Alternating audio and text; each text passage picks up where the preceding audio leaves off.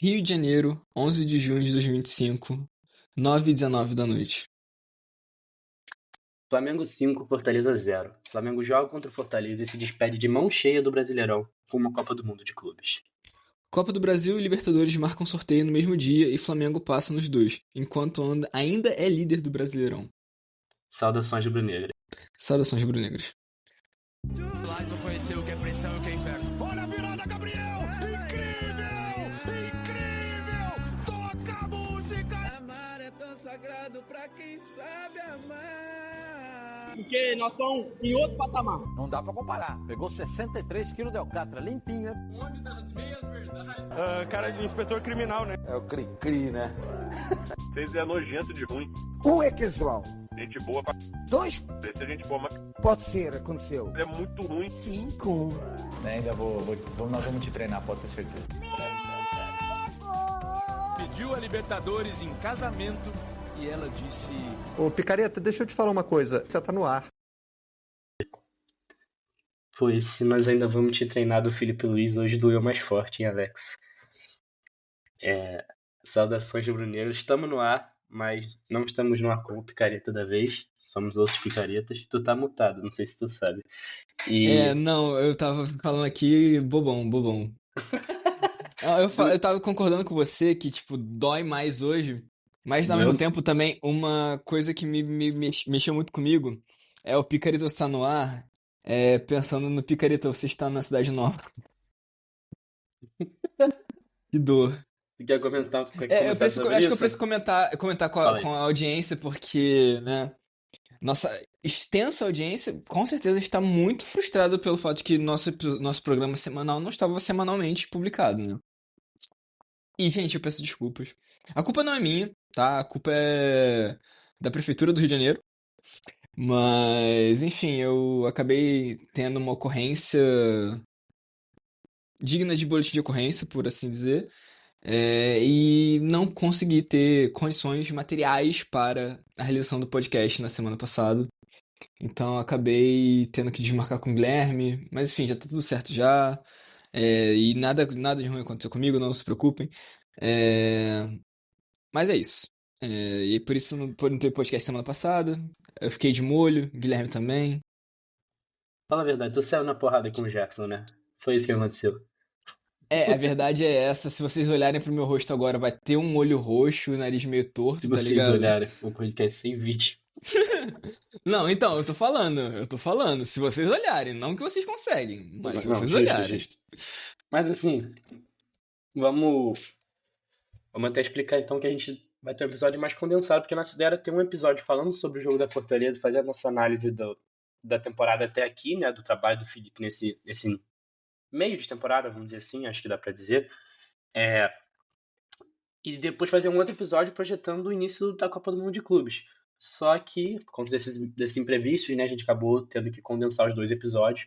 Então esse vai ser o episódio que a gente vai falar sobre o Fortaleza, vai falar sobre essa temporada até aqui, né, essa análise da temporada até aqui, e vai fazer a projeção já para a Copa do Mundo de Clubes, e não vai ter outro episódio antes da fase de grupos. Então a gente vai ter esse episódio agora, e depois o próximo episódio só lá pro dia 27, né, Alex? Que é depois Da fase de do grupos. jogo. Dos 3 jogos da fase de grupos. Na sexta-feira, dia 27. Então, semana que vem também não vai ter episódio, porque a gente vai deixar pra comentar a fase de grupos como um todo, né? Em vez de comentar semana a semana, como a gente vem fazendo. Mas assim, Sim. quer puxar logo ou quer falar mais alguma coisa antes? Não, eu acho que a gente já pode puxar logo, porque assim, né? É aquela coisa, né? Semana tranquila, podcast sério, semana pesada, podcast mais engraçadinho e tal. Mas aí fica meio confuso, né? Porque, tipo, temos notícias ruins depois de uma super goleada, mas também aquela coisa, né? O Flamengo sem jogar, dá uma coisa meio esquisita, aí a torcida entra em crise, aí mais jogador também É inventa de sempre assim, crise. mano. É sempre, o Flamengo passa 2 dias sem jogar, o mundo acaba, mano. Impressionante. Como, Não, tipo, não pode dar certo, tá ligado? não, e detalhe, hoje pra deixar até destacado, né? Hoje teve Aeroflá. Eu fiquei completamente por fora, porque na hora que o Aeroflá tava pra acontecer, eu tava tentando voltar pra casa. Então. Mas assim, teve essa nota também, porque hoje foi o dia que o Flamengo embarcou pra Copa do Mundo de Clubes. Mas assim, falando do jogo mesmo, né? Falando do último jogo do Brasileirão, antes da nossa pausa, né? Como líder do Brasileirão no momento. Foi uma baita de uma goleada, né, Guilherme? Eu acho que dá pra dizer que foi um jogo onde tudo meio que deu muito certo. Até em oposição ao jogo do Tátira, como você tinha mencionado anteriormente pra mim em off, né? A gente conseguiu fazer um gol razoavelmente cedo, né? Pelo menos cedo o suficiente pra que, tipo, o time conseguisse deslanchar naquela coisa que a gente já falou algumas vezes, né? Porque a gente realmente tem uma leitura de jogo muito apurada, de que o Flamengo sofre quando não consegue fazer um gol logo, mas quando faz um gol normalmente goleia, né? Acaba. É impressionante como fica mais leve mesmo, né? E eu acho que é bom pontuar, né? O Flamengo goleiro não é quando o Flamengo faz um gol logo. É quando o Jorge André Arrascaeta faz um gol logo. Porque se ele não fizer, ninguém faz, né? Importante destacar, importante destacar. Gol Impressionante. decisivo com homem. Não, mas assim, falando isso de uma forma séria. Apesar de ter sido uma goleada, o Flamengo foi muito dominante, o Fortaleza está num momento muito frágil. De fato, não está conseguindo. Não defendeu nada, assim. Até eu acho que é uma análise, como tu falou do Tati, acho que é uma análise que é importante a gente colocar. A gente fala, era pra ter feito o que fez com o Fortaleza contra o Tátira. Só que, galera, a gente tem que entender que o Tátira é um time que é moldado para se defender. O Fortaleza não é um time que é moldado para jogar na retranca, ele é um time que está numa fase ruim. São cenários diferentes. Os dois estão em momentos ruins, o Flamengo é superior aos dois, mas é óbvio que é mais fácil é mais difícil você furar a retranca de um time que é feito para jogar na retranca do que de um time que não é feito para jogar na retranca. E eu não acho que o Fortaleza seja um time que joga naturalmente na retranca, eles só não estão numa fase boa. Então acho que de fato, o Flamengo foi muito superior, era o que tinha que ter feito contra o Tátira, mas tem essa diferença, né? De conseguir fazer o seu gol logo e de como é o mesmo ponto que a gente vem batendo, né? Vem batendo no mesmo lugar muito tempo, né, Alex? Que é o ataque não tem conseguido fazer os gols na hora que a gente precisa, fazer esses gols decisivos. Quem tem assumido esse papel é o Rascaeta, que tem sido um membro do ataque, a gente até já apontou isso também, mas que a gente precisa um pouco mais da aparição dos outros. Mas assim, no geral, foi uma atuação muito boa do Flamengo. Eu acho que o principal que se tira é o coletivo. Eu acho que apesar do Rascaeta ter feito o gol decisivo, né, que abre o placar e que coloca o Flamengo nessa posição de conseguir golear, não foi tipo um jogo de brilhantismo individual, nem dele, nem de mais ninguém, assim. Acho que foi um jogo muito coletivo, que deu muito certo coletivamente, né? Não, com certeza. Eu acho que. E assim, o fato dos gols terem sido até bem distribuídos, parando pra pensar, né? São dois. Tem uma repetição ali do Luiz Araújo, mas de resto foram gols vindos de vários jogadores. E é curioso pensar, né? A gente tá falando essa questão do ataque, mas a gente teve 3 gols dos nossos pontas que a gente reclama, né?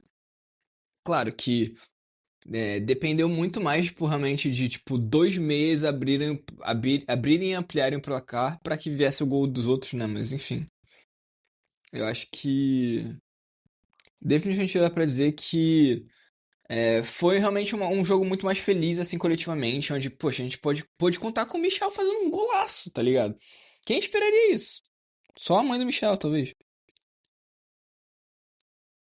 Mas Não, assim, e ele entrou bem, né? Não só o gol, mas acho que é isso, né? O time todo foi bem. Não teve ninguém que eu lembro de ter destoado muito negativamente, assim.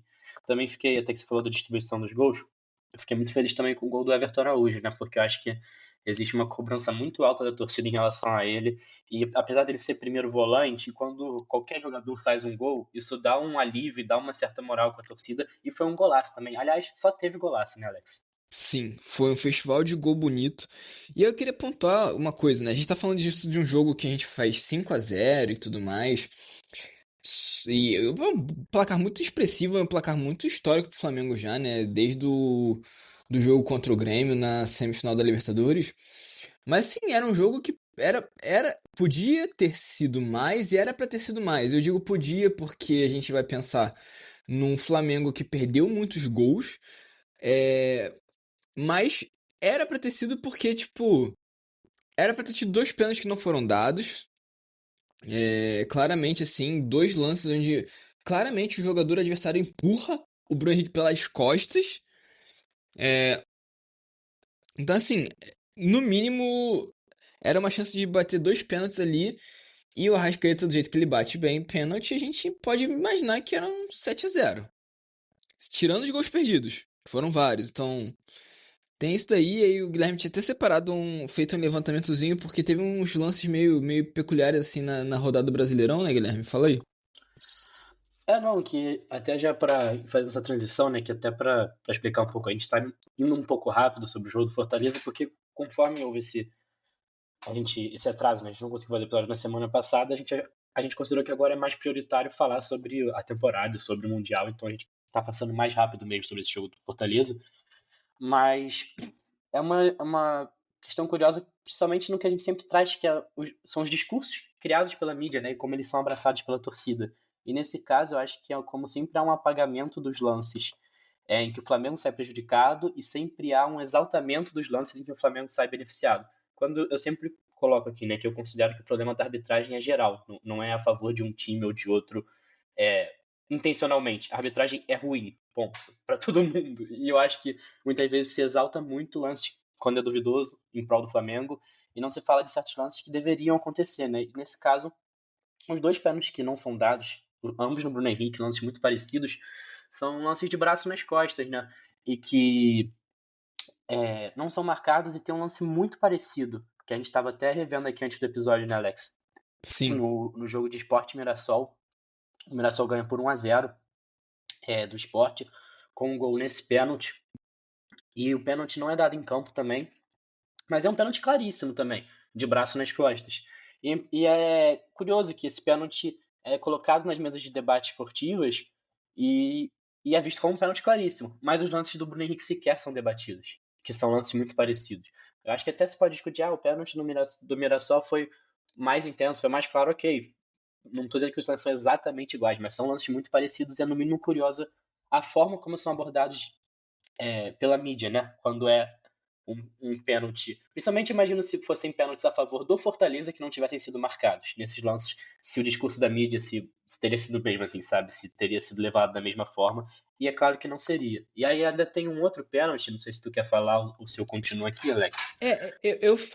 Eu poderia falar disso porque, assim, é muito revoltante quando a gente para pra ver alguns lances em alguns jogos onde, tipo, a arbitragem tem o prazer de se anular e de não sequer ir lá e falar com o jogador que, tipo, ele não pode continuar fazendo a atitude dele, que é o lance do Everton, do goleiro do Palmeiras, que ele salta, ele dá um chute, basicamente, no Léo Ortiz e tudo mais, e nada acontece. E aí, no jogo do Grêmio, é Grêmio um lance. Juventude. Isso, o goleiro do Juventude, ele sai, ele também ele dá um mole assim, mas, tipo, que ele dá um contato no Kahneman e, assim, incrivelmente, um contato que claramente, tipo, apesar de ser uma responsabilidade dele, não é um contato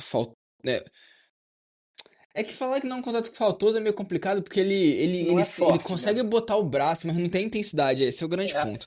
Eu acho que é faltoso, mas não é intenso, né, justamente. É, e aí, e aí o juiz vai lá e dá um pênalti, sabe? Tipo, e é muito bizarro, cara. Quando a bola tava com o goleiro e ele fez um pênalti.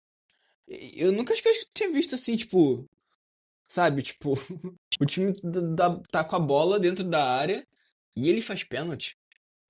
E ele tá com a bola, tipo, só pra explicar pra galera, não é que ele tá com a bola no pé disputando, não, ele tá segurando a bola na mão e ele Sim. estica o braço e dá, tipo, com o braço no rosto do Kahneman. Não é um lance de intensidade, de fato, mas eu acho que tá certo em marcar o pênalti ali, né? O VAR chama, acho que tá certo do VAR chamar, de dar o pênalti. Eu só me pergunto por que o VAR não chama no lance do Everton contra o Flamengo, em que é um lance muito parecido pra mim, que, tipo, seria um Acho que lance é até mais normal violento. e o goleiro tem uma malandragem de deixar uma parte do corpo mais estendida ali para bater no cara. Não é tão intenso. Acho até que o do Everton é mais intenso. Mas, Também. mas eu acho que a premissa da situação é muito parecida. E mais curioso ainda quando a gente tem toda a revolta, né, que aconteceu da mídia no jogo Flamengo e Palmeiras, falando sobre o pênalti no Arrascaeta, né? Sim. Que dizendo que não foi pênalti e tal, inclusive chegando a dizer que um ombro a ombro do Alexandre no Estevão era mais pênalti que aquele. Aí tem o lance de braço nas costas no Bruno Henrique, você não vê ninguém falando. Tem esse lance do Everton, você não vê ninguém falando. E todas as mesas esportivas, de novo, assim, falando que é muito, muito claro, é pênalti claríssimo esse lance do Juventude. Mas por que o do Everton não é? Porque pra mim parte da mesma premissa, sabe?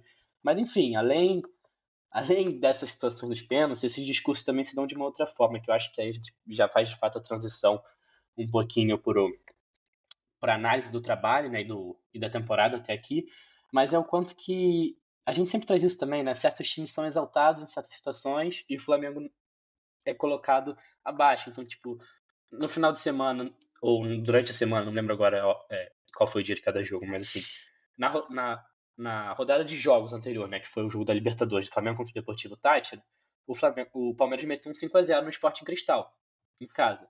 E o Flamengo ganhou do Deportivo Táchira, mas sofreu. Mas teve a vaga em risco, mas ganhou. E no Brasileiro, o Flamengo vai e mete 5-0 no Fortaleza em casa, e o Palmeiras perde de 2-1 pro Cruzeiro fora. E aí você vê que, tipo, teve todo um alarde da mídia também de colocar, tipo, o Palmeiras mostra ao Flamengo como fazer quando pega um time fraco na Libertadores, falar que o Flamengo sofreu muito, exaltar muito o Palmeiras, quando eu acho que é, tipo, um recorte tão breve, ainda mais quando no jogo anterior o Flamengo tinha ganhado do Palmeiras na casa deles, sabe? E, tipo, eles fazem questão de sempre que o Flamengo tem essa oscilação para baixo, ter essa exaltação, né, desse momento, esse recorte muito forte, e o oposto com o Palmeiras, que quando o Flamengo tem um momento de alta, vamos dizer assim, e o Palmeiras um momento de baixa, você não vê a mesma explosão, né? E isso, sobre a mídia em si, não é o problema, mas eu acho que é como isso afeta a percepção que a torcida tem do próprio time. Porque eu acho que muitas vezes se percebe, por exemplo, o Palmeiras como sendo um trabalho muito melhor que o do Flamengo, e eu não acho que o Palmeiras do Abel jogue mais futebol que o Flamengo do Felipe Luiz, com todos os problemas que a gente fica aqui semanalmente apontando no time do Felipe Luiz.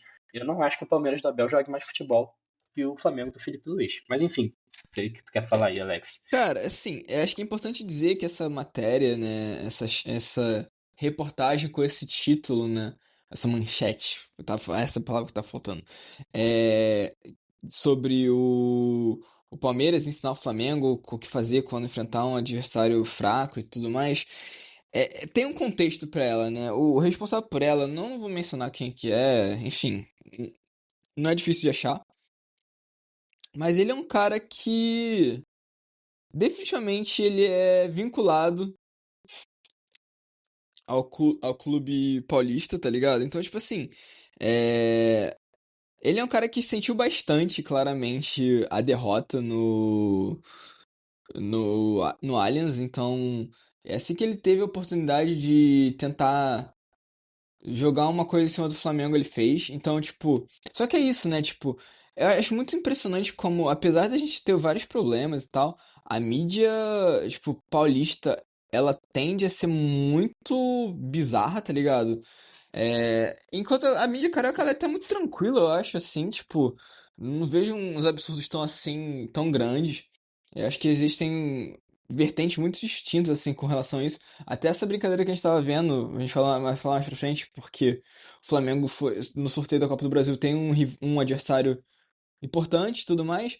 E aí os caras falando sobre isso, os caras que cobrem o clube, né? E a reação deles, a forma como eles falam é tão livremente bairrista e, enfim, é um tanto quanto curioso como acabou a vergonha, sabe? Mas assim, você tá até preparando aí, né, Guilherme? Mas realmente, o grande ponto que acaba ficando é umas questões de narrativa mesmo, né? Porque acaba sendo isso. O Palmeiras, de fato, teve uma campanha na fase de grupos melhor do que a do Flamengo. Só que do confronto direto, o Palmeiras, assim, foi, foi pífio, tá ligado? Assim como o trabalho do técnico nessa temporada, que não é bom. Mas realmente faz parecer que é um grande trabalho, que é algo magistral e não se explica muito, não se embasa muito na realidade, né, Guilherme? Eu tô tentando abrir aqui, só que tá aparecendo uns vídeos, tem uns anúncios no meio. Eu acho que vou sim abrir o link aqui de apoio, mas de qualquer maneira, é, eu vou citar esse exemplo, mas eu acho que o principal é isso que você está trazendo, né? E pensar como é que isso afeta a nossa. Tipo, não só que o trabalho do Abel não seja tudo isso, mas, tipo, como é que a cobrança em cima do Felipe Luiz, ou de qualquer técnico que esteja no Flamengo, porque eu não acho que o problema é ser o Felipe Luiz, é ser o técnico do Flamengo. Quem tá ali não faz muita diferença nesse caso. Mas, assim, a cobrança em cima do técnico do Flamengo é muito mais alta. Não se exige, por exemplo, do Palmeiras que jogue o futebol que se exige que o Flamengo jogue, mesmo que sempre se considere que os dois são os melhores times da América, tal, tal, tal, tal, tal. Mas não tem o mesmo nível de exigência para um e para outro. Então, eu até vou trazer daqui a pouco uns dados sobre a campanha do Flamengo no Brasileiro até aqui e por que isso não é tão exaltado. Mas, assim, o que eu queria trazer de exemplo antes é que a gente faz um 5-0 no Fortaleza e tem duas coisas que me incomodam muito na eleição do Seleção Sport TV, que é um programa que eu assisto às vezes, assim, por coincidência de horário e tal, às vezes eu acabo assistindo um pedaço enquanto almoço. Mas eles fazem uma seleção da rodada, né? Colocando os melhores jogadores de cada um dos times daquela rodada.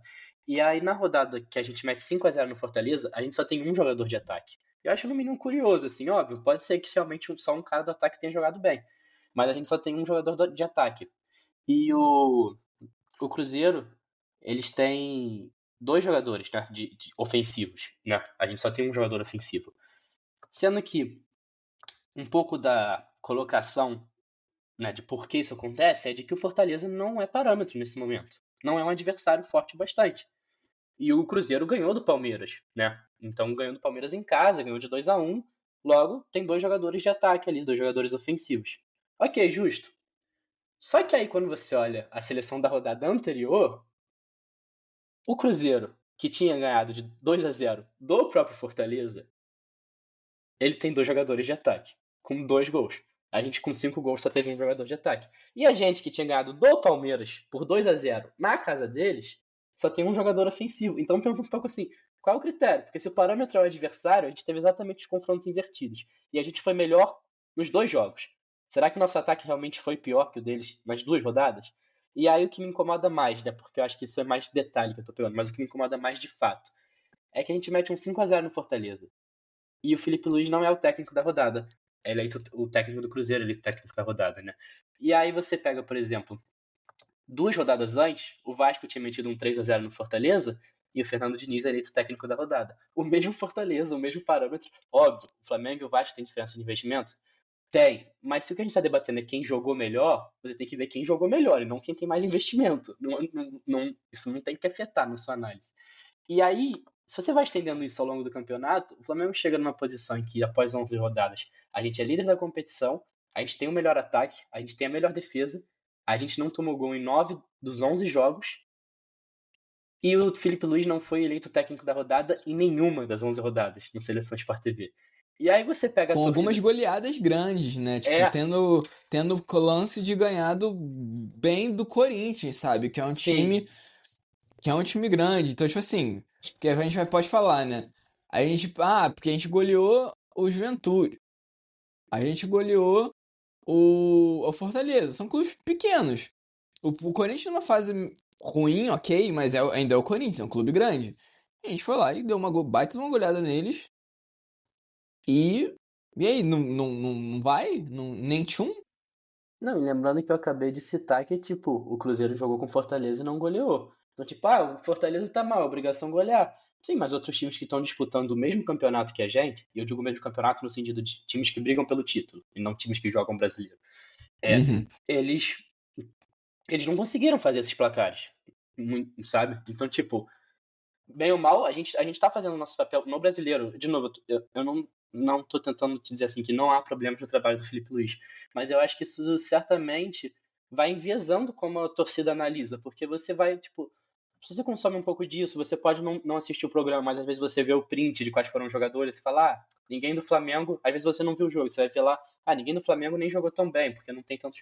Então, tem uma série de formas que eu acho que isso vai influenciando discursos da torcida e a percepção da torcida, né? Num trabalho que aí eu acho que é o ponto principal que a gente pode trazer, que apesar dos problemas, é bom, né, Alex? Só uma coisa pra pontuar. Fala aí. Porque isso é importante.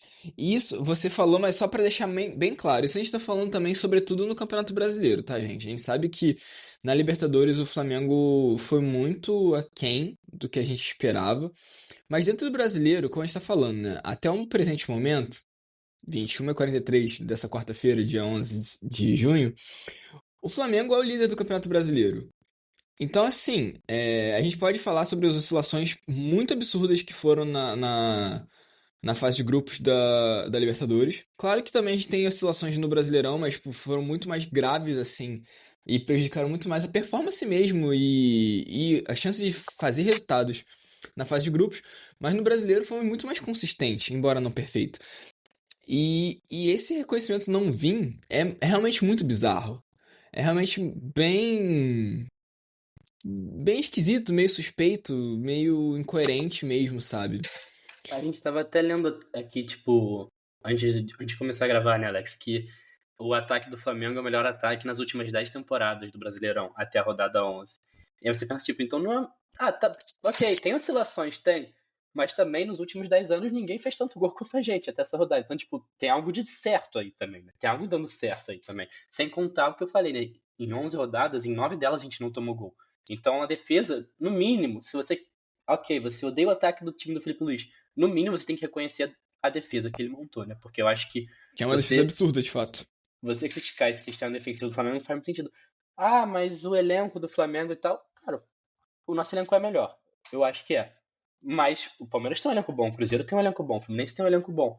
E os técnicos deles, quando fazem trabalho bom, merecem reconhecimento. Como o Renato chegou, tá fazendo um trabalho legal no Fluminense, como o próprio Leonardo Jardim tá fazendo um trabalho muito interessante no Cruzeiro, de fato.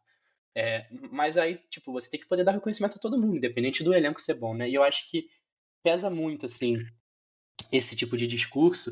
E eu até tava pegando uns dados aqui, Alex, né, para poder trazer.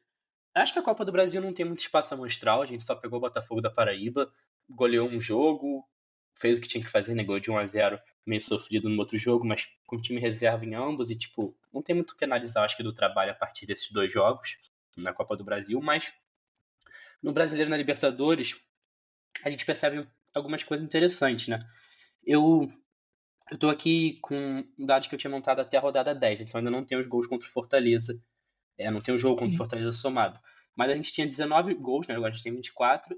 E a gente fez gols em 9 dos 11 jogos. Então a gente só teve dois jogos que a gente não fez gol. Foram dois 0-0, né? Um contra o Vasco. E o outro. Não tô me lembrando agora contra quem foi o outro 0-0 que a gente teve. A Não gente lembro também. só teve uma derrota contra o Cruzeiro. E o mais curioso pra mim é o seguinte: a gente teve dois jogos que a gente não fez gol, né? Foi contra o Botafogo, outro 0-0. Ou seja, nos dois clássicos a gente acabou tendo um 0-0. Mas, ou seja, teve esses dois jogos que a gente não fez gol, teve 3 jogos que a gente só fez um gol, e teve 5 jogos que a gente. Até então tinham 5 jogos, agora são 6, né? Que a gente fez mais 2 gols ou mais. E o que eu achei curioso é que, tipo, a gente até então tinha sofrido dois gols em um jogo. Tinha 2 jogos que tinha sofrido um gol só, e o resto dos jogos a gente não sofreu gol. Só que aí que morava o X da questão. Tipo, a gente praticamente não sofreu gol no Brasileirão. Sofreu 4 gols. E foram concentrados em 3 jogos. Só que os jogos que a gente não sofreu gol, a gente não ganhou todos. A gente teve empates aí no meio. A gente teve situações que não foram positivas. Só que por outro lado, os jogos em que a gente fez mais de 2 gols, a gente ganhou todos. E os jogos que a gente fez menos de 2 gols foram onde estão todos os nossos empates. Onde estão todos os nossos empates e derrota, né? No caso. Ou seja, se você parar para pensar, é uma fórmula muito simples, onde a defesa é muito regular, o ataque é um pouco mais irregular, só que sempre que o ataque funciona, a gente ganha. E quando a gente sofre é justamente nos jogos em que o ataque não funciona, né? Parece uma fórmula muito simples, que é o que a gente vem apontando, né? Eu tô trazendo agora com um número, mas isso é o que a gente vem apontando através do desempenho em todo episódio, né, Alex? Tipo, a ideia não é pegar um número frio, assim, isolado, mas é como que isso dá para interpretar dentro do que a gente já vem trazendo, né? E eu até tinha trazido aqui que até então o Palmeiras estava com um ritmo. O Palmeiras era líder naquela rodada, o Palmeiras estava com um ritmo para 84 pontos e o Flamengo para 80 pontos. E, cara, a segunda melhor campanha da história do brasileiro é de 77 pontos. Se o Flamengo estava num ritmo de 80 pontos, o Flamengo estava num ritmo muito bom, né? Um ritmo de 80 pontos que eu digo assim. Se o Flamengo mantiver a mesma média de pontos até o final do campeonato, vai chegar nos 80 pontos. E eu acho que até cresceu, né? Com a vitória sobre o Fortaleza, acho que até cresceu esse ritmo. Óbvio, tá abaixo dos 90 pontos de 2019 com o Jorge Jesus? Tá. Mas seria o ritmo para a segunda melhor campanha da história do campeonato. Mas é que tá, Guilherme. De que adianta estar ali pra poder chegar ali, sendo que em 2019 o Flamengo só jogou contra pedreiros e pescadores, tá ligado? Porque essa parada, eu acho que essa vai ser a coisa mais fascinante de ver. O Felipe Luiz, ele não tem louro nenhum agora, tipo, ninguém fala isso, o Flamengo vai ser campeão brasileiro, vai com uma grande campanha, uma baita campanha, melhor do que muitas das últimas aí. E aí vai ser o ano que vamos falar assim: "Ah, não, mas esse aqui foi o ano fraco do Abel, esse aqui foi o ano depois do Arthur Jorge ter saído e tal, e o futebol brasileiro voltou a ser uma várzea". Porque é isso. O Flamengo fez o que fez em 2019, amassando, triturando, sendo que e tendo um vice-campeão bem forte naquela época. é, mas o discurso que existe é que o Jorge Jesus fez aquilo ali era fácil e tal. Porque os adversários eram fracos. E o mérito sempre é pro elenco, né? Mas aí o problema é quando. Mas também nunca tem o mérito do elenco, né? Porque é aquela coisa, tem o 11, o cara a cara e tipo, o Flamengo consegue perder vários. Ou melhor dizendo, os jornalistas que fazem esses tipos de quadro, tipo, conseguem tirar do Flamengo isso. Ao mesmo tempo, o Flamengo é cobrado pelo melhor futebol. O técnico nunca é valorizado quando entrega um melhor futebol. Os jogadores nunca não são necessariamente valorizados também quando entregam um bom futebol e são criticados quando não entregam um bom futebol. Então, assim, nunca nada tá bom. E realmente, por mais que eu até tenha dado o momento dito, não sei se aqui no podcast chega a falar, mas eu lembro de conversar com o Guilherme e dizer que, tipo, eu não via tanto problema sobre o fato de ter essa cobrança, porque eu exijo muito do Flamengo, porque o Flamengo é o maior time do Brasil. Então, o Flamengo tem que ter a cobrança que tem mesmo, sabe? Mas da nossa torcida. A forma que uma mídia faz e, tipo, ela prolifera, perdão, essas narrativas, isso não dá, tá ligado? Tipo, a gente sempre tem que estar querendo mais, mas, tipo, tem que ver também o que tá funcionando e tal. E quando a mídia não destaca isso, vira um problema, porque muitas vezes a torcida também não consegue ver. E aí, tipo, apesar dos problemas, tá muito bom. É muito bom. E isso permite a gente pensar em questões, por exemplo, como o sorteio, né? A nossa fase de grupos ela foi muito ruim e a gente acabou ficando em segundo lugar na Libertadores. Mas assim, a gente deu muita sorte de pegar um caminho tipo assim, a gente vai ter um confronto muito duro nas oitavas, mas nosso caminho, se a gente passar das oitavas, não é tão ruim assim. E é bem palpável pensar sobre isso. O que você quer já puxar já, Guilherme? Isso aí? Não, é só trazer alguns dados para fechar assim, essa análise da temporada sobre a Libertadores agora, assim, que tipo convivem muito com o que você falou, assim, a Libertadores foi muito abaixo do brasileiro tipo assim, tanto que a gente só fez 2 gols. O único jogo que a gente fez 2 gols foi contra a LDU no Maracanã. Os outros jogos todos a gente fez um gol só, ou em um dos jogos a gente não fez nenhum gol, né? Então, tipo, se você parar pra pensar, é a mesma situação. Tipo, os jogos ruins do brasileiro e os jogos da Libertadores, que foram todos ruins, todos eles tiveram uma performance abaixo da nossa criação ou da nossa finalização. Um dos dois setores ali não funcionou, ou os dois não funcionaram, e a gente não fez gol. A defesa não foi tão mal, cara. A gente, por incrível que pareça, a gente só tomou gol contra o Central Córdoba. A LDU e o Tátira não fizeram gols na gente. Então você tem 4 dos 6 jogos ali que você não toma gol. Então é um retrato muito claro pra mim. E eu só tô trazendo os números porque a gente já tinha esse retrato analisando o desempenho, né? Fazendo uma análise interpretativa. Mas os números só confirmam pra mim que esse primeiro semestre do Flamengo, ele tem uma defesa muito constante, de altíssimo nível, onde na grande maioria dos jogos, eu falei aqui de 8 rodadas de Brasileiro e 4 de Libertadores, ou seja, 12 de 17 jogos que o Flamengo jogou entre Brasileiros e Libertadores, a gente não tomou gol. Ou seja, uma Guilherme, defesa... só uma coisa. Só uma coisa, porque isso aqui a gente passou sobre isso, mas é só pra deixar claro uma coisa. E a defesa, inclusive, sendo muito importante pro nosso ataque. Então, assim, gols importantes vindo do Léo Pereira, ou até mesmo do Danilo também. E como assistência que abriu o jogo, o placar desse último jogo, né, que a gente tá falando, é uma assistência do Léo Ortiz. Então, assim, a defesa sendo importantíssima pro ataque também. Desculpa ter te interrompido, mas é porque isso eu achei que era relevante pontuar. Não, e até contra o Palmeiras também, a jogada que surge o pênalti do Arrascaeta, ela começa numa troca de passes com o Danilo e Léo Ortiz ali. O Danilo lança aquela bola na linha da lateral e tal. Então, tipo, existe uma construção que parte da defesa, e a gente vem falando isso episódio após episódio, né, Alex? Sim. Goleiro, linha de zaga, laterais, linha de volante, tem jogado muita bola. O time tá muito bem. Até aí o time tá muito bem. Todo jogo o time tá muito bem. Só que a criação tá abaixo, e eu acho que essa é um dos principais culpas do Felipe Luiz, porque ele tá privilegiando o ataque do que o meio. Ele tá colocando 4 no ataque, tá deixando os volantes e a zaga de fato criarem, pra gente tentar jogar nesse esquema de pressão e tal. E eu acho que ele podia preencher mais o meio de campo. Só que o ataque também tá muito mal, né? Então são esses dois setores que estão tão inconstantes. E quando esses setores funcionam, é 6-0 no Juventude, é 4-0 no Corinthians, é 5-0 no Fortaleza, é um 2-0 no Palmeiras, que é um adversário mais forte, mas meter 2-0 fora de casa é um placar muito bom. E a matemática é muito simples. Todos os jogos que a gente fez 2 gols ou mais, a gente ganhou. Todos. E os jogos em que a gente perdeu ou empatou, a gente fez menos de 2 gols. Então é assim, é de fato, a defesa é muito constante, o ataque é inconstante. Quando o ataque funciona, a gente ganha. Quando o ataque não funciona, a gente tem mais dificuldade. É tipo, é muito simples e é bom que seja muito simples porque tem um lado ruim, né? Que é tipo, se continuar sendo muito simples e nada mudar, o Felipe está sendo teimoso. Alguma coisa está errada ali. Mas o bom de ser muito simples é que você pode olhar e falar, cara, o que eu preciso ajeitar é isso. Eu já tenho uma defesa muito boa, a linha de volante está muito bem, o esquema do time está muito bom. A gente precisa ajeitar o quê? Criação e conversão de chances.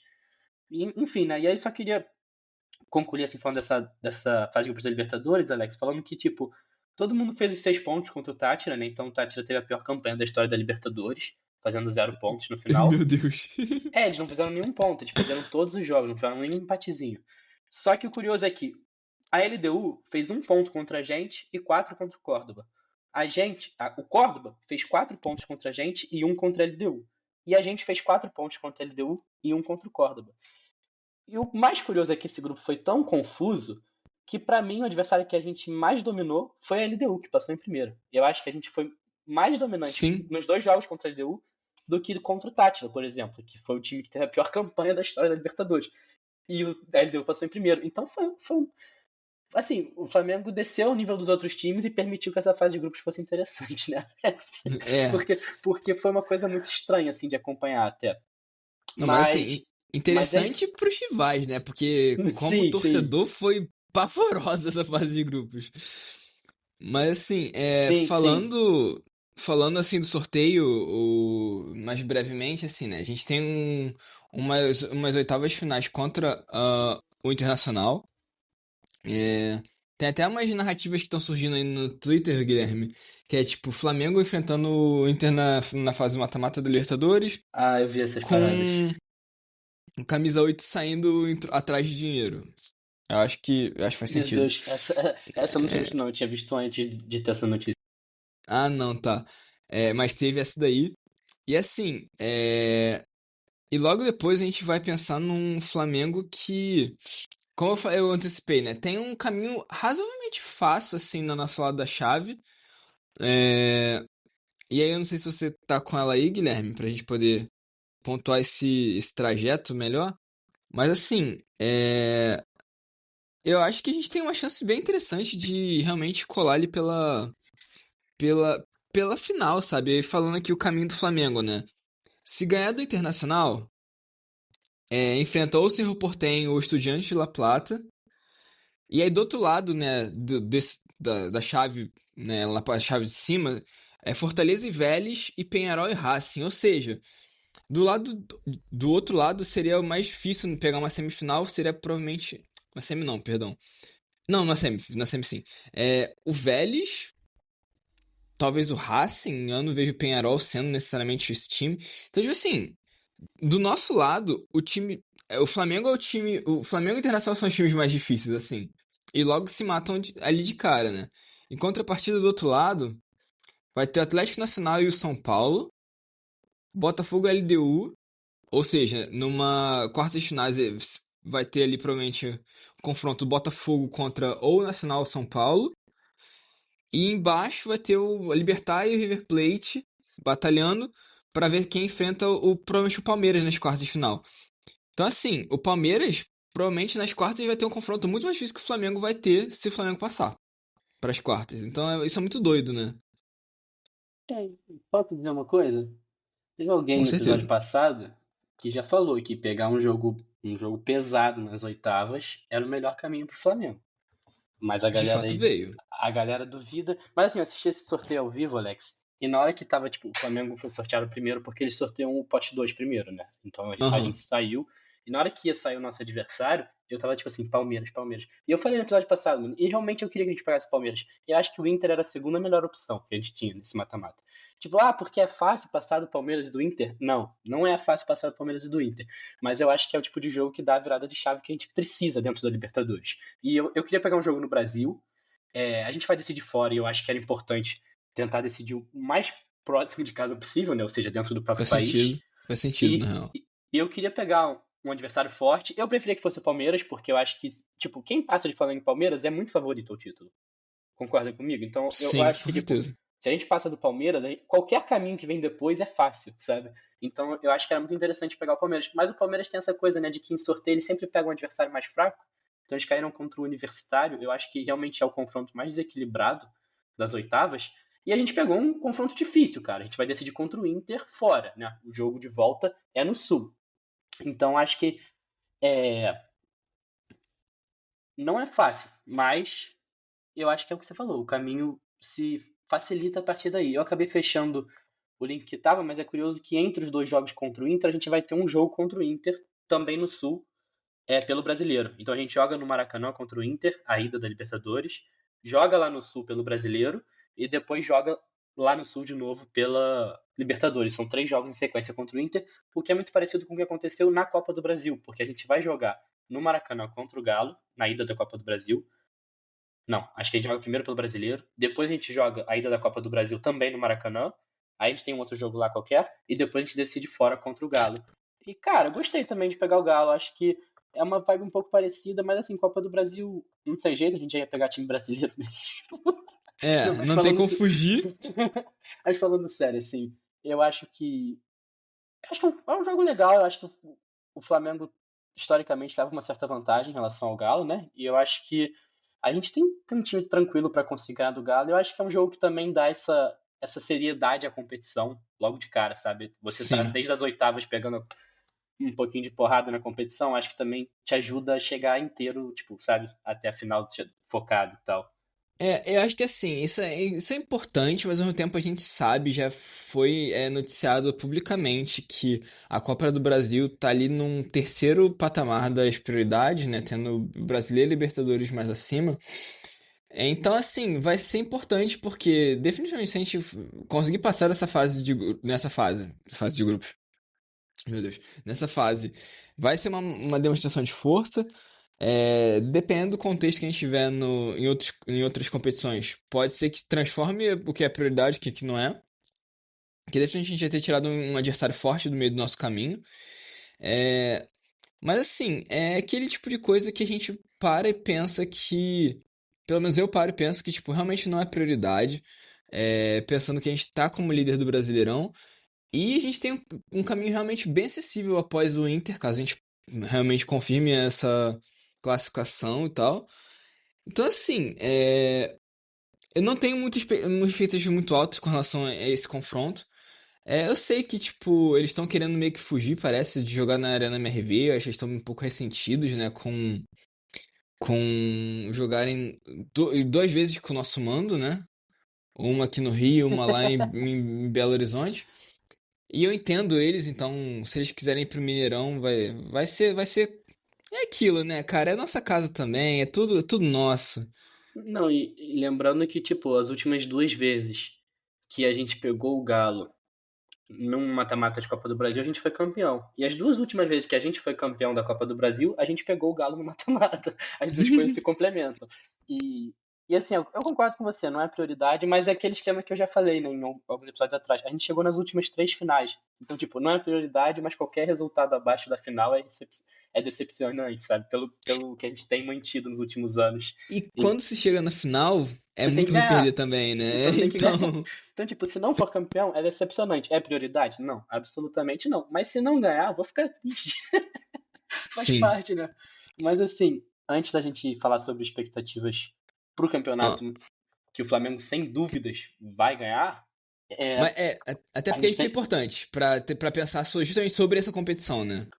a gente tem que trazer que tem 2 notícias aí rondando o meio de campo do Flamengo que aconteceram nesse período desde o último episódio e que, assim, uma delas já tenha feito logo para a Copa do Mundo de Clubes e outra possivelmente vai ter feito para depois da Copa do Mundo de Clubes, mas tomara que não. Tomara que não chegue a Sim. acontecer, que é a já sai, Jorge entra, né? Que vem o Jorginho, sai o Gerson, a gente tá nessa situação complicada, cara. Não quero falar É. muito sobre isso, eu vou Não, deixar eu você também não. assumir. Eu não quero estender isso muito não, Guilherme, mas assim, é só pra dizer, né? O Jorginho já foi até apresentado no Flamengo, já treinou e tá relacionado pro Super Mundial, ou Copa do Mundo de Clubes, como vocês preferem chamar. Enquanto o Gerson, a notícia mais recente que eu vi foi vinculado pelo Vini Casagrande, na qual o Gerson falou pro Zenit que ele realmente quer ir pra São Petersburgo, passar frio lá, e se esquentar queimando milhões de notas de reais, porque ele é um mercenário safado. Ahn, Desculpa, gente. Eu tô um pouco chateado. É, Mas assim, então assim, parece que realmente é isso. Ele o Zenit vai pagar a multa e ele vai pagar também a multa da rescisão de contrato dos direitos de imagem, que estava sendo um valor que estava assim, sendo posto como uma tentativa de tentar minimizar esse interesse do Gerson de estar trocando o Flamengo para um clube que viesse com uma proposta salarial muito superior. E esse é o grande ponto, né? A única coisa que o Zenit tem a oferecer pro Gerson é dinheiro, porque, bem, São Petersburgo, né, gente? Não que seja uma cidade ruim, mas tipo, uma cidade super fria. E o Zenit, assim como os outros clubes russos, não estão participando de competições europeias. Então, o que o Gerson tem para competir é literalmente a Copa da Rússia e o Campeonato Russo. Então, é uma decisão muito claramente pautada no financeiro. E por mais que seja muito difícil de julgar o que alguém faz ou deixa de fazer com o seu próprio dinheiro, é... não é como se o Gerson fosse um pobre coitado necessitado de dinheiro, né? Então essa decisão realmente ela é muito questionável porque não é só pelo dinheiro, né? É abrir mão de muitas coisas, né? Abrir mão da idolatria, abrir mão da braçadeira de capitão de um clube que ele diz ser torcedor. É, da chance de disputar e levantar muitas taças esse ano, porque as perspectivas são positivas. é, E até a própria seleção, né? Tipo, ele se coloca num contexto mais difícil de ser observado. Pode ser que continue sendo convocado e tudo mais, porque é um grande jogador, mas é um risco desnecessário. Mas de toda forma, isso até é um pouco complicado à medida que a gente vai pro Super Mundial pensando em ter um jogador que não tá ali, né? Que é o nosso capitão, que não tá muito com a cabeça ali. Mas de toda forma, a gente vai ter 3 jogos aqui mais. Que a gente precisa fazer um trabalho de casa mais sério, né? Porque é o que vai habilitar a gente a estar no mata-mata eventualmente da Copa do Mundo de Clubes. E começa essa jornada no dia 16, né? Na semana que vem, contra o Esperance da Tunísia. É... E assim, eu já posso me antecipar, Guilherme? Vai fundo, só que tu não falou muito sobre o Jorginho, eu acho, né? Se quiser falar alguma coisinha sobre Então, como tu acha que ele influencia no time, mas se não, pode continuar. é que eu acho que, tipo, é muito difícil saber porque eu não sei como é que ele vai ser interpretado pelo Felipe, tá ligado? Uhum. Ele é um cara que eu sempre o entendi como um primeiro volante na questão da saída da bola, né? Ele é o homem mais, o nosso homem de meio campo mais recuado, em tese. Esse é o lugar do Pulgar, mas aí sem o Gerson, como é que a gente vai fazer? Um deles fica mais adiantado? Assim, é que na verdade a gente tá jogando com aquele pivô duplo, né? Uma dupla de volantes e tudo mais. Mas aí o De La Cruz vai pra frente, pra onde o Gerson tá ocupando? Qual que é? Então, tipo, eu não sei muito o que esperar. Eu sei que, assim, é um cara com muito, muito talento, muita capacidade de, tipo, realmente conduzir e progredir passe. Conduzir bola e progredir passe, no caso.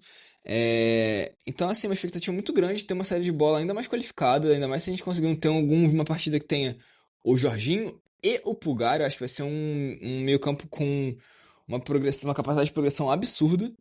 É, Mas acho que eu meio que me limito aí, porque eu realmente não consigo imaginar qual que vai ser a forma da utilização dele, tá ligado? Eu gostaria muito de ver, pensando assim, até em ideias que você trouxe aí, um Pensando nessa dupla de pivôs ali, né? Ter Jorginho e Pulgar lado a lado e jogar num 4-2-2-2 com uma outra linha onde tivesse Gerson e De La Cruz. E depois no ataque, hoje eu colocaria. Não tô dizendo que assim, pra temporada inteira seria assim, mas nesse momento eu colocaria Arrascaeta e Luiz Araújo formando essa dupla de ataque. O Arrascaeta pela esquerda, o Luiz Araújo pela direita, mas com movimentação liberada ali, né? Um ataque bem leve, bem móvel. Não teria o 9 de fato, mas eu acho que tanto o Luiz Araújo como o Arrascaeta tem uma capacidade de finalização bem alta, podem fazer gol tranquilamente, e seria um esquema, né? Não seria tipo assim, é proibido mudar. Não, seria um teste que eu particularmente gostaria de ver em campo, porque eu acho que um meio de campo com Pulgar, Jorginho, Gerson, De La Cruz, seria maravilhoso, né? E aí você ainda ter Com tipo, certeza. o Arrascaeta podendo criar, mas sem obrigação de marcar, porque tem 4 caras que marcam já ali, seria muito bom também, né? Que você preserva ainda mais o Arrascaeta. E já que ele tá jogando nessa posição mais adiantada com o Felipe, eu acho que ele podia continuar por ali, perto da área, nessa fase artilheira dele. Mas Não, enfim, assim, seria lindo. A verdade é, isso seria uma obra de arte. O 4-2-2-2 é uma das melhores formações que existe no futebol.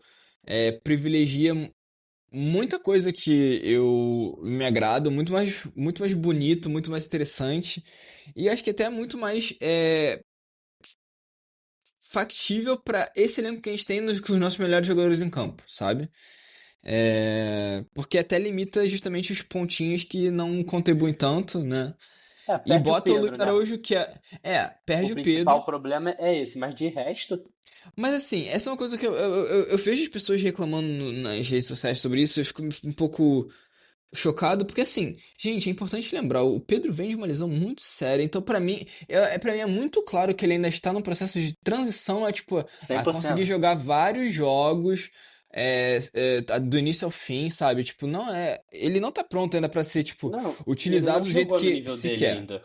Ele ainda não jogou no nível Também, do Pedro ainda, sabe? Então, tipo, não é que perde o Pedro, eu acho que é tipo assim, se adapta a uma situação onde você ainda não tem o Pedro. É como sim, eu veria, na verdade, assim. E outra sim. coisa desse 4-2-2-2 é lembrar de 2019, né, Alex? Que pra mim, lembra muito a gente pensar com Arão e Gerson, Everton, Ribeiro e Arrascaeta, e depois Gabigol e Bruno Henrique, né? Sim. Dá muito essa ideia também. Mas enfim, se quiser falar aí sobre o Mundial, a palavra é toda tua aí Não, pra ir assim, puxando. sobre o Super Mundial é aquela coisa, né, mano? A gente tem três adversários, tipo. Eu não vou ser hipócrita aqui e dizer que eu fiz o meu trabalho de casa, e, tipo, porque eu nem tinha me planejado pra isso, talvez eu devesse, de dizer que, tipo, eu vi o Esperança da Tunísia jogando pra poder dizer como é que é e tal, o que esperar. Então, vou ser sincero, cara, que eu já vou meter aqui, acho que a gente pode fazer isso logo e já meter um palpitezinho aqui. O que que você acha? Já logo Fala vai aí, falando, vai fala fazendo aí. palpite? Só falar. Cara, você sabe que eu sou covarde, né? Sabe que eu sou covarde, então eu vou ser covarde, cara. 1-0. Não, é 2-0, pô. É o padrão, Ah, é o ah, placar clássico. não, tu vai pro Super Mundial meter 2-0, é muito vacilo. Não, Super Mundial tem que jogar nas alturas. Sei lá, mano. Mas assim, é, cara, o Esperança da Tunísia, eu acho que supostamente é o nosso adversário mais fraco, né? Que a gente pega aí. Tu chegou a falar o horário, a data, Alex? Acho que sim, né? Eu falei, então, eu falei a data, dia 16 de junho, mas eu não tinha falado do horário, 10 horas da noite. 10 horas da noite, isso, perfeito. Que é a rodada 1, e enquanto o Chelsea pega o Los Angeles, que são os outros dois times do nosso grupo, né? Los Angeles FC é importante destacar, tá? Não é o Galaxy. Sim, Los Angeles FC. Cara, eu acho que. Sei lá, mano. Eu acho que eu vou. Assim, eu chutei 4-2 contra o Fortaleza, foi 5-0. Então eu quero chutar mais. Acho que eu vou chutar tipo 4-1. Eu acho que o Jorginho entrega um gol. Porque sempre tem essa coisa do cara chega no Flamengo e dá uma vacilada, sabe? Então acho que o Jorginho É entrega um gol. importante, assim, sempre tem um Felipe Luiz correndo atrás do Gilberto, tá ligado? Sim, então. O Jorginho entrega um gol assim, que aí tipo o Danilo vai ficar reclamando com ele. Por que que o Danilo tá em campo? Eu não sei, mas vai acontecer, entendeu? Ele vai ter É, entrado no segundo tempo, pô. com certeza, mas assim, 4-1, pra também não ser desumilde, né? Mas. E quer que eu dê o palpite no próximo jogo ou tu quer dar antes? Tu quer dar o palpite antes? Não, tu pode ficar à vontade pra dar, Guilherme. Já, eu vou falar o meu palpite aqui então. Flamengo e Chelsea, cara. Cara, Flamengo e Chelsea. Eu vou ser hipócrita, mano. Eu vou pro Super Mundial e vou te falar que Flamengo e Chelsea é o jogo com mais cara de 2-0 que eu já vi na minha vida, mano. Se o Flamengo não ganhar de 2-0 do Chelsea, eu nem sei, mano. Pode cancelar o campeonato que já acabou a Taça David. Porque isso aqui tem que ser um 2-0. Tem muita cara de 2-0. Tá com um cheirinho de 2-0 e eu acho que vai ser um 2-0. Tem cheiro de 2-0. Eu só não tenho certeza se você falou que é 2-0 Flamengo, Guilherme, mas só pra deixar Não, claro. 2-0 Flamengo. Não, é É, porque eu acho que quando começa a falar os meus placares, né, Alex, já se pressupõe que o Flamengo ganha. é. Não vai ser dito a essa altura. O Flamengo vai ter 100% de aproveitamento na fase de grupo e esse 2-0 contra o Chelsea vai ser importante pra isso. Entendi, perfeito. Cara, eu vou te falar, 2-0 é meu placar padrão, mas nesse espírito de fazer uma coisa diferente, é diferente, mas não muito. Eu vou falar que é 3-1 Flamengo, cara. Tá bom, mano, eu também acho justo. Eu balancei entre um 2-0, um 3-0, eu pensei, talvez o Chelsea faça um golzinho, mas acho que aí o. Se bem que, tipo, também tem aquele papo, né? Eu falei que o Jorginho entregou contra o Esperança, mas se ele só estrear contra o Chelsea, é mó carinha dele entregar um gol contra o Chelsea também. Não queria Não, falar mas nada, ele não. entrega um gol e faz o outro, porque é lei do Sim, ex. mas aí é o papo. Contra o Chelsea já tem esse roteiro mais bonito. Mas eu acho que ele entrega contra o Esperança mesmo, pra já tirar logo a zica do caminho, entendeu? E aí, teu placar contra o Los Angeles FC, cara. Cara, eu vou te falar, por mais que eu realmente considere o Esperança o time mais fraco, eu acho que o Flamengo vai ser o seu placar mais elástico vai ser contra o Los Angeles FC. Vai ser um 3-0. Cara, eu tô muito de acordo.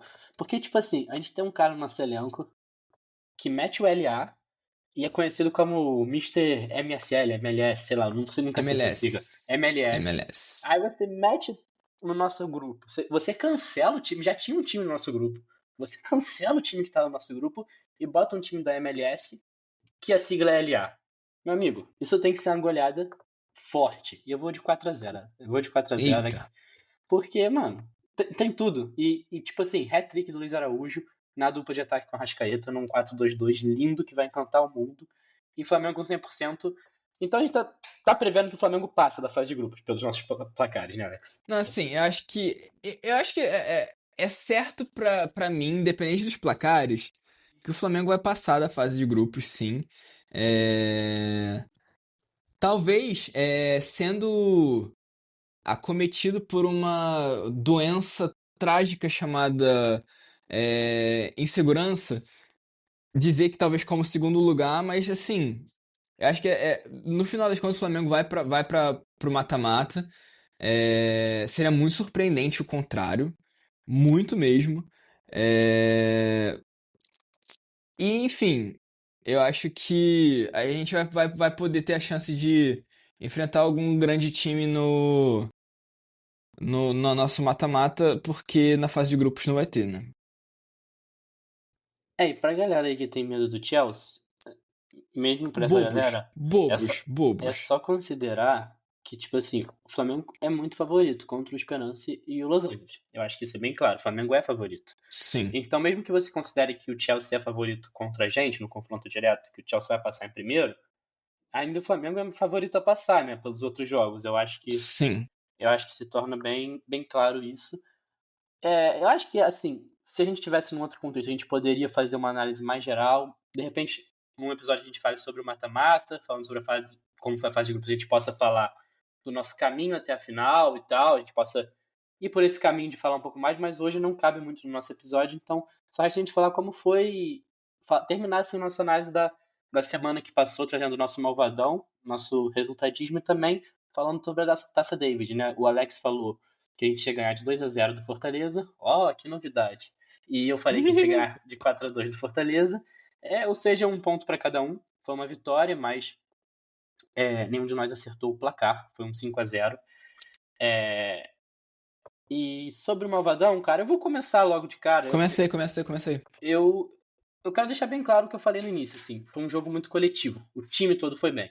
Mas como a gente tem que escolher um jogador, eu acho que eu vou com, tipo assim, o que a gente sempre fala isso também, né, Alex? Goleada é boa porque sempre tem uma história bonita por trás de cada gol. É impressionante como toda goleada traz essas histórias interessantes, como o Michel entrar no fim e fazer um golaço, o passe do Ortiz, que é o 10 da zaga, etc. E pra mim a história mais forte desse jogo, pra mim pessoalmente, foi do Everton Araújo, que fez mais uma grande atuação e se consagrou com um gol, que eu acho que era importante pra fortalecer assim, a imagem dele junto à torcida. E eu acho que ele vem jogando muito bem, então desde o do dia do jogo eu já tinha pra mim que ele foi o cara, assim, que eu votaria como malvadão. Lembrando que, tipo, todo mundo foi muito bem. Menção honrosa ao Varela, que jogou muita bola, o Alexandre, que jogou muita bola, o próprio Ortiz, a Arrascaeta, que fez o gol que abriu o placar e tal. Mas eu acho que o Everton Araújo merece uma espécie de voto de confiança, assim, se isso faz sentido, sabe? Sim. Cara, então, eu vou pra um lugar mais comum. Para mim é muito claro que o cara que abre o placar do jogo e dá uma das assistências dos gols é o cara que eu vou apontar pra ele e eu vou falar, é, foi o principal jogador. Acho que assim, a gente pode questionar sobre a consistência dele nos jogos, se ele tá o tempo todo lá ou não. Mas nem acho que é um caso desse jogo, particularmente. Mas, sobretudo, é pensar que é um cara que assumiu a 10 e, infelizmente, barra felizmente, né? Felizmente pela valorização dele, mas infelizmente pelo contexto, vai ser o nosso próximo capitão. E é um ídolo histórico desse time. Tu acha que ele vai E, ser o próximo capitão? cara, parece que até já saiu uma notícia dizendo que, tipo, o caminho da braçadeira seria Arrascaeta em primeiro, o Bruno Henrique em segundo e o Alexandre em terceiro. Agora eu não lembro Interessante. onde que eu vi isso, mas, pô, eu Curioso. vi isso noticiado e pra mim faz sentido. Eu estranho um pouco. Acho que o Arrascaeta nunca teve muito esse perfil de braçadeira. Como o Everton Ribeiro, por exemplo, eu adorava ele, mas também acho que não tinha muito esse perfil. Mas eu vou te falar uma parada. Não querendo gongar o nosso pai do Totó aí, mas, cara, o Arrascaeta é um cara que ele acaba, nos momentos ruins, ele é bem mais vocal do que eu acho que o Everton Ribeiro era. Eu acho que, tipo, na minha cabeça, era muito claro que ia pro Alexandre, tá ligado? Sei lá. Mas, tipo, eu acho que nem tinha levado em conta o Bruno Henrique. Cheguei a pensar em Danilo, em Rossi, mas eu tava na cabeça que iria pro Alexandre. Mas, enfim, eu tô na teoria ainda de que vai ficar com o Gerson, que ele vai mudar de ideia, né? Vamos seguir nesse universo. Tenhamos Happy fé. ending, né? Happy Tenhamos ending. fé. Mas, É. enfim. Happy ending, o Flamengo mantém seu capitão. Sim. É, E, cara, assim, esse resultadismo aqui a gente vai falar sobre a semana do jogo ou a semana até agora? Tipo assim, daquele final de semana até agora. Cara, eu particularmente, eu acho que faz mais sentido deixar essas questões, por exemplo, chegada do Jorginho e tal, não influenciou no jogo contra o Fortaleza na semana. Então acho que Sim, pra mim entraria no nosso resultadismo da fase de grupos do Mundial. A própria saída do Gerson, eu acho que se já tivesse concretizado também entraria ali, senão a gente pode até julgar, contá-la depois. Mas se você quiser levar em conta, cara, eu acho que também fica a teu critério, assim. Mas eu particularmente acho que faz mais sentido entrar na próxima semana, entendeu? entendi. Não, porque acontece. Eu daria, contando essa saída, essa chegada, provavelmente eu daria uma nota 6,5. Porque é um grande resultado e é uma boa contratação, mas é uma perda muito grande. Mas levando em consideração que não vai contar isso, cara, a gente só tem uma goleada pra poder falar, né? Cara, é um 9,5. Talvez até 10, sei lá. Mas eu vou deixar 9,5 pra você poder botar 10, entendeu? Pra você não precisar botar 10,5. Cara, eu tava planando minha estratégia. Teve uma rodada, uma semana que a gente deu nota 10 até, quer dizer, a gente não, você deu nota 10, eu acho que eu não cheguei a dar 10. Eu dei 9, você deu 10, foi a semana que a gente fez 4-0 no Corinthians e 1-0 pela Copa do Brasil.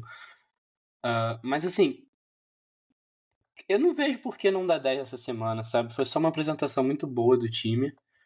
É, a gente sai dessa semana como líder do Brasileiro, classificado na Copa do Brasil, com um caminho acessível na Libertadores, né? Eu acho que dá pra Sim. contar o sorteio como parte dessa semana ainda. E melhor ataque do brasileiro, melhor defesa do brasileiro, melhor saldo, obviamente, né? Tipo, o nosso saldo de gols é maior do que o segundo melhor ataque. Então, tipo, Doideira, né? é esse nível, tá ligado? É esse nível que o Flamengo tá jogando. Mas, tipo, eu acho que não consigo não dar 10 pra essa semana. Cara, me impressiona que, tipo, eu não vou dizer que eu não entendo, mas me impressiona que você tiraria 3 pontos da sua nota pela transação, tipo, Gerson por Jorginho. Porque, tipo, eu entendo que é um peso negativo, mas ao mesmo tempo, tipo, me pegou, tá? Me pegou. Mas Não, gostei. 3,5 pontos, tá? Eu falei 6,5. Então, mas tu falou 9,5, não falou? Não. Ah, tá. Tá, então, não, então daria 6, então. Pra fazer nesse sentido. Eu tinha pensado no total de 10 mesmo, tipo, se fosse trazer Ah, tudo, tá tá, entendi, ligado? Não. entendi. Ah, não, quis dizer, tipo assim, você disse que, tipo, só a goleada Não, é mas 9,5. faz sentido, mas faz A sentido. goleada A mais sua as conta tá certa. contratações seria Eu que pensei 6,5. errado. Eu Mas, que pensei tipo, errado, é isso aí. não, mas, tipo, não é que eu discorde de você, mas me pegou, porque de fato é algo a se pensar, mano. Sair o Gerson e chegar o Jorginho, será que é tão negativo assim? Será que é um impacto mais. E, tipo, nesse momento pra mim é. Assim, nesse Não, momento pra então, mim é. só pra destacar, assim, na minha cabeça o grande ponto é tipo assim, a saída do Gerson é o que vai fazer, sei lá, vamos dizer, né, então acertando essa conta aqui, que de 9,5 cair pra 6, mas com a vinda do Jorginho e tal, sem contar a vinda do Jorginho, só contando a saída do Gerson, é papo de 5, 4,5. Cara, eu acho que é uma perda, assim, absurda. Tipo, a gente Sim, falou sim. várias vezes sobre como o Gerson foi o melhor jogador do Flamengo durante algumas semanas. Se a gente puder abrir agora aqui a nossa lista de melhores da semana e tal, O ó, a gente vai Gerson. ter. Eu tenho o Gerson pelo menos duas vezes na minha. Você também tem o Gerson duas vezes na sua. Só não É, sei se tá batendo, não sei se tá os dois. Ó, foi tem uma na. semana que a gente foi em comum. As As duas duas semanas a gente foram. botou o Gerson em comum. Ele lidera o campeonato, quer dizer, liderava o campeonato junto com o Arrascaeta e o Arrascaeta agora tem um ponto a mais porque você votou nele essa semana. Mas Uhum. até então, supostamente, eles eram os dois melhores jogadores da temporada, né? Assim, segundo o nosso campeonato. Sim, então assim, para mim é muito evidente que o Gerson ele é uma perda além da liderança, além da questão da necessidade de um jogador que faça três posições, né? Como que joga de volante, que joga de meia, que joga meio que de ponta. Uhum. É, E que consegue até fazer o primeiro volante, porque ele fez isso. Até nesses momentos a gente estava E já jogou sem o de meia Pulgar e esquerda tal. também. Que, tipo, Sim. atualmente não joga, mas já jogou também. Então, assim, o cara, pô, com muita. A gente tava. Essa é uma coisa pra dizer, né? No jogo contra o Fortaleza teve uma série de lances que foram, assim, pontuados que são de uma qualidade técnica impressionante do Gerson. Então, assim, a gente vai perder muita qualidade técnica, muita qualidade física, muito controle de jogo com Era um jogador uma muito saída completo, só. né? Um jogador muito Assim. completo. É uma perda de jogador que, tipo, pode muito bem, assim, desestruturar completamente um time, sabe? Que o grande ponto é que a gente vai estar no contexto onde a gente tem uma condição financeira que vai tá melhorando para poder, se Deus quiser, trazer um cara para poder tentar suprir. Tentar, porque certeza que vai conseguir é outra coisa. É, Inclusive, essa é uma outra questão, né? Pensar como é que vai ser a janela do Flamengo para o pós-mundial, a janela do meio de ano. Porque dinheiro vai ter, né? Vendemos Alcaraz, podemos para onde vender o Gerson. O O Wesley, assim, Wesley. papo de coisa de 75 milhões de euros, a gente teria provavelmente disponível, mais ou menos, uma coisa nessa faixa. É muito dinheiro. Então, se a gente fizer um bom trabalho, pode ser que vale a pena. É, e acho que se somar isso também a questão da idade, né? Porque o Jorginho tá chegando, mas com uma faixa de idade muito maior do que a do Gerson. Então o Gerson não é um jogador só dessa temporada. É um jogador que a gente via se aposentando no Flamengo e ainda rendendo futebol por muitas temporadas, né? A gente É, sempre comenta sobre isso, né? o Então, tempo que o Gerson levaria para chegar na idade do Jorginho, que é 33 anos, é a mesma que faria com que o Jorginho chegasse a 38 anos, né? Então, eu tinha que falar 70 anos, eu ia falar, caramba, caraca, calma aí, pô. o Gerson tá novinho, velho. Não, mas Mas sim, enfim, e sem dúvida, tipo, e é o que a gente sempre fala, né? O Gerson, em 2019, a gente sempre pensava que o Gerson como esse talento pro futuro, né? Tipo, uma coisa assim, tipo, ele rendeu muito, ele jogou muita bola em 2019, não tô dizendo que ele não jogou, mas pra mim era muito claro que ele era um jogador muito jovem naquele elenco e que ele ainda ia crescer muito. E já o Gerson nessa segunda passagem, ele é o jogador que ele é já, sabe? Tipo, não é que ele vai ser um jogador, ele já é esse jogador e, tipo, Sim. é uma pena que realmente. Cara, eu espero muito ainda. Tô muito na torcida de que alguma coisa, tipo, sei lá, mano, o Zenit declare falência, sabe? E, tipo, e o Gerson fique qualquer coisa, mas assim. E não aconteça essa negociação, mas é uma perda muito grande. De fato, é uma perda muito grande. A gente até falou que não queria falar muito sobre isso, mas quando a gente analisa o Super Mundial, né? A gente analisa o prosseguimento da temporada, não tem como não falar sobre isso, né? Um pouco. Sim. Mas, cara, é isso, assim, a expectativa boa, assim, para essa primeira fase do Super Mundial. E acho que a análise geral, assim, é que estamos num momento bom, sim, da temporada e com problemas bem evidentes, né? E a gente já Sim. apontou 1 milhão de vezes. E eu acho que o Flamengo tem que aproveitar esse período do Super Mundial e essa janela de transferências que vai ter para tentar resolver os problemas que ainda existem no time, né? Para voltar mais Sim. forte ainda na segunda parte da temporada, né? Pra mais emoção, né? Mais empolgação e mais taça, né? Mais taça. E saudações rubro-negras, né, Alex? Saudações rubro-negras, Guilherme.